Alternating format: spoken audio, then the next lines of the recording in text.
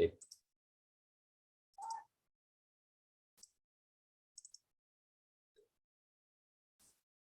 Yuk.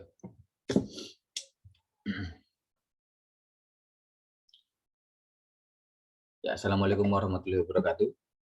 Jadi di sini kami dari kelompok 1 akan mempresentasikan tentang ekonomi internasional, perdagangan internasional dan uang. Ya, perkenalkan saya dan teman-teman saya. Saya Naufal Azam Fadilillah dan rekan-rekan saya Alia, Ilham, Inayatul Rohma, dan Diska Nuryanti. Next.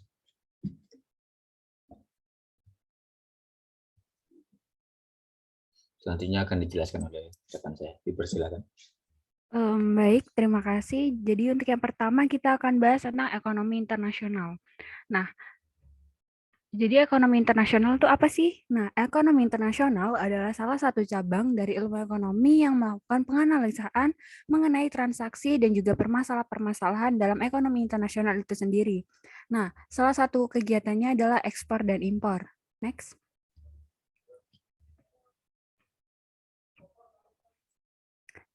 Nah, untuk ini, ekonomi internasional itu dibagi menjadi dua.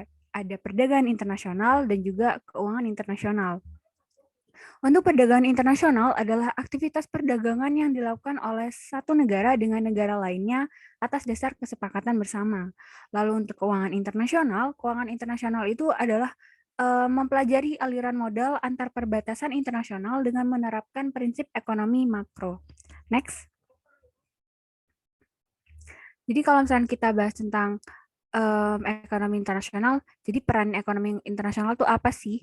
Nah, sebelum itu kan tadi kita udah bahas kalau misalkan ekonomi internasional itu salah satu kegiatannya adalah kegiatan ekspor dan juga impor. Untuk produk-produk yang kita gunakan dalam sehari-hari itu tidak disadari bahwa ada beberapa bagian dari produk itu diproduksi ataupun diimpor dari negara lain. Kenapa sih kok suatu negara itu mengimpor produk?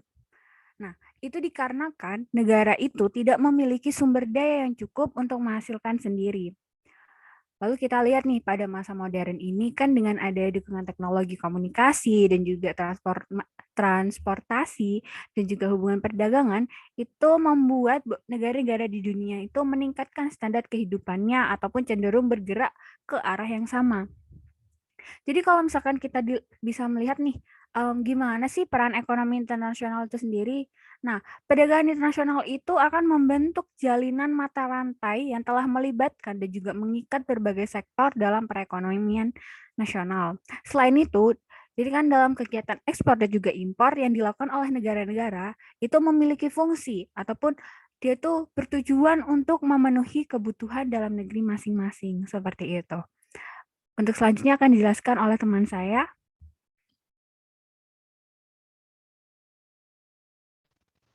Selanjutnya yaitu bentuk hubungan ekonomi internasional. Nah, dalam hubungan ekonomi internasional dapat terjadi dalam berbagai bentuk hubungan seperti perdagangan barang, investasi, pinjaman, sumber daya manusia, bantuan, dan kerjasama internasional.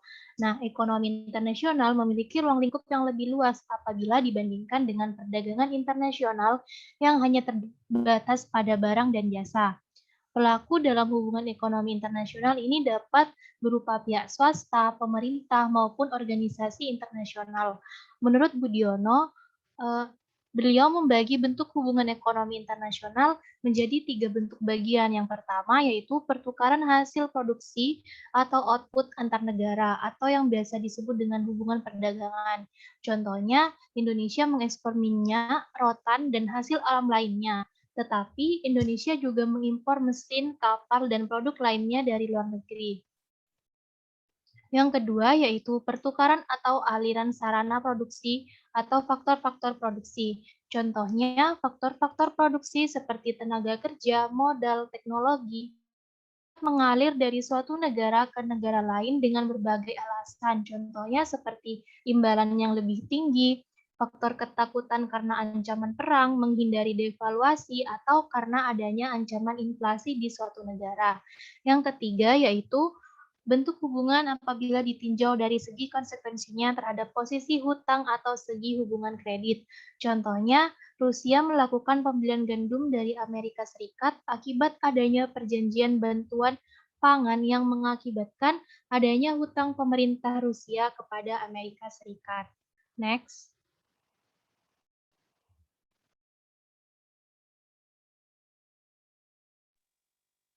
Yang selanjutnya, saya akan menjelaskan bagian perdagangan internasional. Yang pertama itu,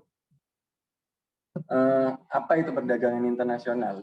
Perdagangan internasional itu adalah perdagangan yang dilakukan antar negara atau pemerintah negara dengan negara lain yang menjalani suatu hubungan perdagangan yang sesuai kesepakatan antar kedua belah pihak yang melakukan perdagangan internasional tersebut. Nah, perdagangan internasional ini adalah perdagangan yang dilakukan oleh penduduk suatu negara dengan penduduk negara yang lainnya. Jadi atas dasar kesepakatan bersama. Penduduk yang dimaksud itu dapat berubah antar perseorangan, individu dengan individu, antara individu dengan pemerintah, suatu negara atau pemerintah suatu negara dengan pemerintah negara lain. Yang selanjutnya, apa aja manfaat dari perdagangan internasional bagi negara? Setiap negara yang melakukan perdagangan dengan negara lain tentu akan memperoleh sebuah manfaat bagi negara tersebut. Yang pertama itu ada meningkatkan hubungan persahabatan antar negara. Perdagangan antar negara ini dapat diwujudkan hubungan persahabatan. Jika hubungan ini terjalin dengan baik, ia dapat meningkatkan hubungan persahabatan antar negara tersebut. Mereka dapat semakin akrab dan saling membantu bila mana mengalami kesulitan dalam memenuhi kebutuhan. Yang selanjutnya itu ada kebutuhan setiap negara dapat tercukupi. Dengan perdagangan internasional, suatu negara yang masuk kekurangan dalam memproduksi suatu barang dapat dipenuhi dengan mengimpor barang dari negara yang mempunyai kelebihan hasil produksi. Sebaliknya, negara yang mempunyai kelebihan hasil produksi barang ini dapat mengekspor barang tersebut ke negara yang kekurangan. Dengan demikian, kebutuhan setiap negara itu dapat tercukupi. Yang selanjutnya itu ada mendorong kegiatan produksi barang secara maksimal. Salah satu tujuan suatu negara perdagangan internasional adalah memperluas pasar di luar negeri. Jika pasar luar negeri semakin luas, maka produksi dalam negara terdorong semakin meningkat juga. Dengan demikian, para pengusaha terdorong semakin menghasilkan barang-barang produksi secara skala besar. Yang selanjutnya, ada mendorong kemajuan ilmu, pengetahuan, dan teknologi. Perdagangan antar negara memungkinkan suatu negara untuk mempelajari teknik produksi yang lebih efisien. Perdagangan luar negeri memungkinkan negara tersebut itu mengimpor mesin-mesin atau alat-alat yang lebih canggih dan modern untuk melaksanakan teknik produksi dan cara produksi yang lebih baik. Nah, yang selanjutnya ada setiap negara dapat mengadakan spesialisasi produksi. Perdagangan internasional dapat mendorong setiap negara sumber daya alamnya, tenaga kerja modal, dan keahlian secara maksimal. Suatu negara yang memiliki produk unggulan dapat bersaing dengan produk dari luar negeri. Yang terakhir ada memperluas lapangan pekerjaan. Jika pasar luar negeri semakin meluas, maka barang atau jasa yang dihasilkan juga semakin bertambah. Peningkatan hasil produksi meningkatkan kebutuhan tenaga kerja bagi perusahaan, sehingga membuka kesempatan kerja baru dan mengurangi pengangguran. Yang selanjutnya.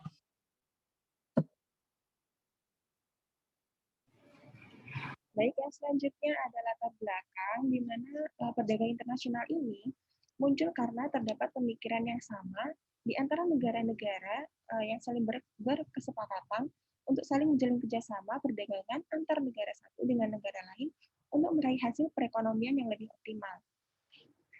Nah, negara-negara yang sudah bekerja sama ini juga melakukan berbagai upaya, yang mana beberapa upaya diantaranya adalah upaya liberalisasi perdagangan secara bersama atau multilateral, non-diskriminatif, dan juga menghasilkan timbal balik atau reciprocal.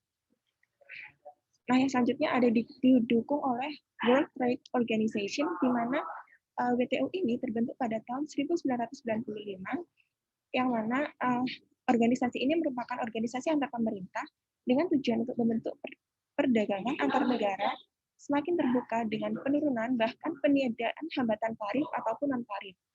Nah, WTO ini memiliki kurang lebih anggotanya itu berjumlah 140 negara dalam tataran multilateral. Nah, cita-cita dari adanya WTO ini yaitu merupakan mendorong terciptanya perdagangan bebas yang ada di seluruh dunia. Untuk yang selanjutnya, next.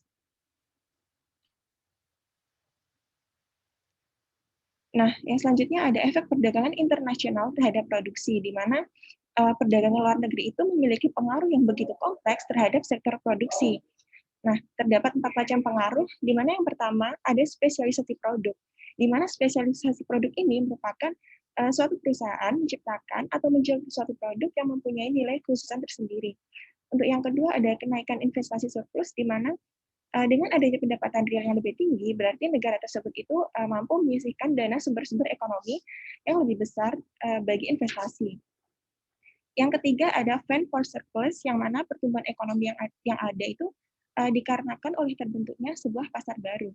Yang terakhir ada kenaikan produktivitas, di mana suatu perusahaan mampu menghasilkan lebih banyak barang pada jangka waktu yang sama, atau suatu tingkat produksi tertentu yang dapat dihasilkan dalam waktu yang lebih singkat yang dikarenakan oleh adanya kemajuan teknologi dalam proses produksi barang. Next. Selanjutnya ada spesialisasi perdagangan. Di sini perdagangan internasional itu mendorong masing-masing negara ke arah spesialisasi dalam produksi barang yang mana negara tersebut memiliki keunggulan komparatifnya tersendiri. Nah, namun spesialisasi tanpa perdagangan mungkin saja justru menurunkan kesejahteraan pada masyarakat. Lalu akan terdapat 3 keadaan di mana yang bisa membuat spesialisasi dan perdagangan itu tidak selalu bermanfaat bagi suatu negara. Yang mana keadaan tersebut diantaranya adalah yang pertama, ada ketidakstabilan pasar luar negeri. Penurunan harga dari 1 atau 2 barang bisa diimbangi dengan naiknya harga dari barang yang lain. Hal ini yang dimaksud dengan pertentangan di antara diversifikasi dan spesialisasi. Spesialisasi dapat meningkatkan pendapatan real yang akan didapat oleh masyarakat secara maksimal. Dengan catatan resiko stabilan pendapatan yang juga diperoleh dengan konsekuensi dengan mengorbankan sebagian dari kenaikan pendapatan yang diperoleh dari spesialisasi tersebut. Yang kedua ada alasan keamanan nasional. Nah, jika terjadi perang atau suatu hal apapun yang dapat menghambat terjadinya perdagangan internasional, maka pola produksi yang ditekankan oleh keunggulan komparatif tidak selalu diikuti dengan keberlangsungan negara tersebut tidak terjamin. Yang terakhir ada dualisme, di mana mulainya sejarah perdagangan internasional negara-negara yang berkembang itu ditandai oleh timbulnya sektor ekspor yang berorientasi kepada pasar dunia. Sektor ekspor ini seakan-akan bukan merupakan bagian dari negara tersebut, namun merupakan bagian dari pasar dunia. Keadaan seperti inilah di mana spesialisasi dan juga perdagangan internasional itu tidak memberikan manfaat kepada perekonomian dalam negeri. Sektor ekspor yang modern masih nampak belum bisa menunjang sektor yang ada di dalam negeri yang masih notabene-nya bernilai tradisional. Nah, ketiga keadaan tersebut itu merupakan peringatan bagi kita sendiri untuk tidak saja membiarkan dan tanpa research memberikan dalil perdagangan yang klasik bahwasannya spesialisasi dan juga perdagangan selalu saja menguntungkan dalam keadaan apapun. Suatu negara itu seharusnya memanfaatkan keunggulan komparatif dan mengambil kesempatan melalui transformasi lewat perdagangan. Mungkin bisa dilanjutkan oleh teman saya.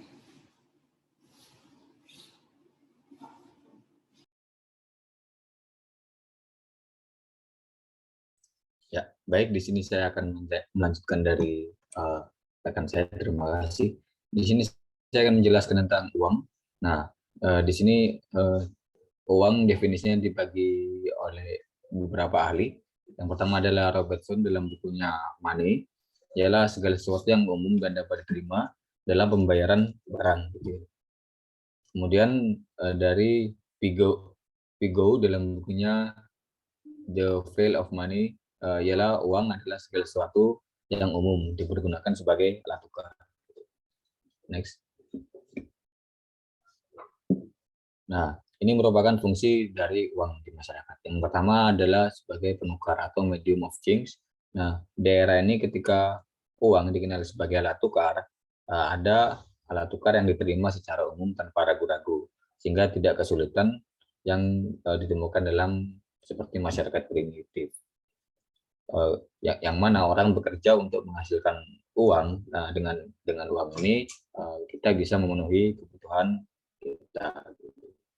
Kemudian dari pengukur nilai atau standard of value, ketika suatu barang itu bertindak sebagai pengubah, sebenarnya ini bertindak sebagai alat ukur, bukan pengubah. Pada saat yang sama, telur itu mengukur nilai tahu dan tembakau juga mengukur nilai telur, sebaliknya. Oleh karena itu, alat ukur itu merupakan lanjutan dari alat konverter. Kemudian yang ketiga sebagai penghimpun kekayaan. Next.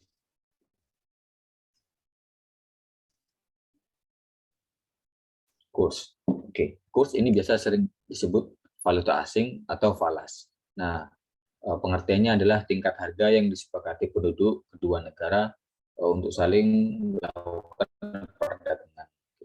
Mata uang yang sering digunakan sebagai alat pembayaran dan kesatuan hitung dalam transaksi ekonomi dan juga keuangan internasional itu disebut hard currency atau mata uang yang nilainya relatif stabil dan kadang-kadang mengalami ya kenaikan nilai dibandingkan dengan mata uang lainnya. Next. Nah, di sini adalah perbandingan ya. Nah, semakin banyak mata uang asing ada di dalam suatu negara atau dimiliki pemerintah, maka semakin kompeten negara tersebut dalam melakukan transaksi ke ekonomi dan keuangan internasional. Nah, oleh karena itu dapat disimpulkan bahwa nilai tukar itu adalah harga mata uang suatu negara dan mata uang negara lain yang digunakan dalam transaksi kedua negara. Yang nilainya itu ditentukan oleh peningkatan penawaran dan permintaan dari kedua mata uang tersebut. Oke, next. Ya, terima kasih. Ya, mungkin seperti itu presentasi dari kelompok 1. Tidak ada kesalahan, mohon dimaafkan. Wabillahi taufiq wal hidayah. Wassalamualaikum warahmatullahi wabarakatuh.